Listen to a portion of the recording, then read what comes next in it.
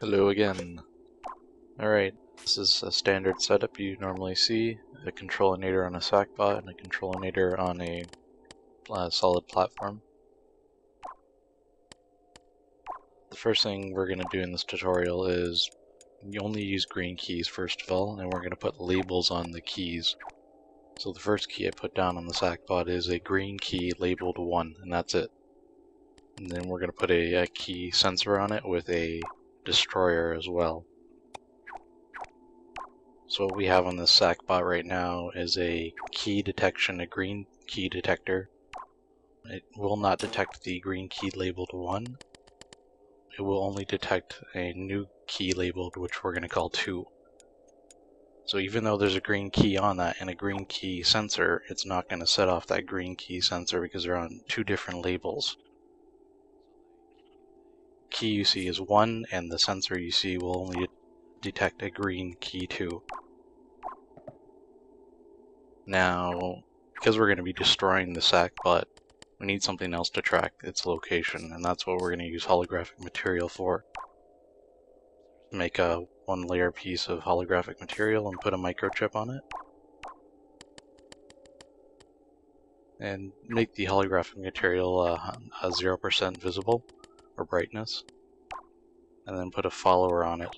Now the follower is going to follow a green key tag labeled 1, which is the green key on your sackbot.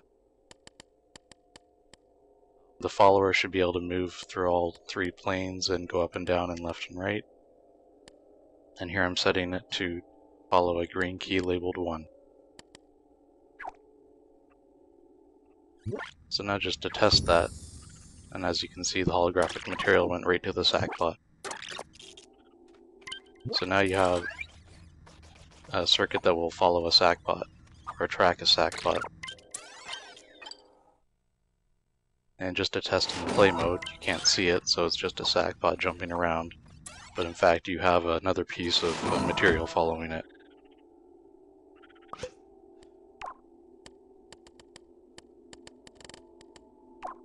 Okay, now we're going to put another controlinator out, and we're going to have it receive on blue, because the controlinator we're sitting in is transmitting on blue. And then add 2 one-shot timers. One-shot timers are count-up timers that have their outputs connected to the reset.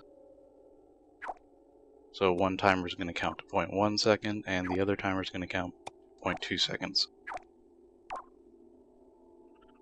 And then wire the square button, or the pink button, to the inputs of those timers. And as I stated sort of before, your one-shot timer's outputs are connected to the resets.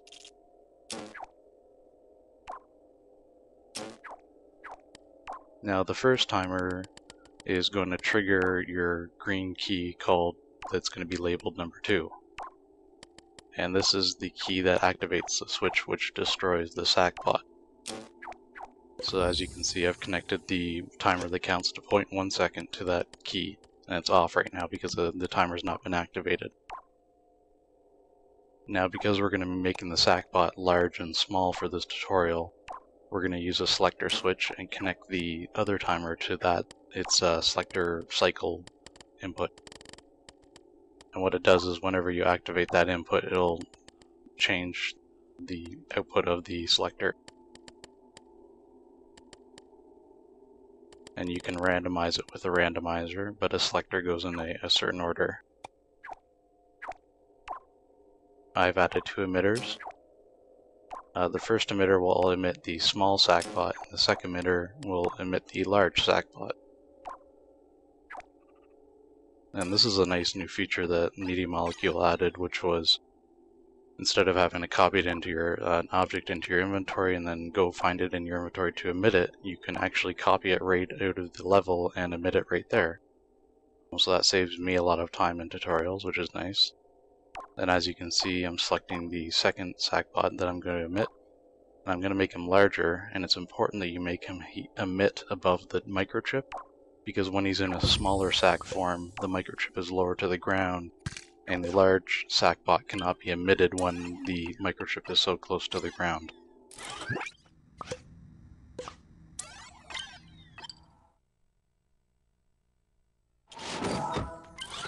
So just to test it out here, and I noticed that I made a mistake, which was you have to disable the pop-up cursor on the controlinator that you sit in, and that's what I'm doing right there. Because if you wire something to the square button on the controlinator, you cannot really use it until you disable the pop-up cursor. So something to note if you're having that problem when you wire the square button to something. And as you can see, I'm pushing the square button, and my sackbot is going from small to big or big to small. This is another thing that this would be cool for, is that you could probably use it for costume changes or morphing into something and having it stay morphed for a certain period of time. All sorts of uses for this, I think. There you go, that's the circuit right there. And as you can see, we destroyed the sackbot first before we emit the sackbot. So you can't destroy a sackbot and emit it at the same time. You have to do one after the other, and that's why one timer has a 0.1 second delay and the other timer has a 0.2 second delay, is that you don't destroy what you've emitted immediately, or else you never see it. Anyways, thanks for watching. See you.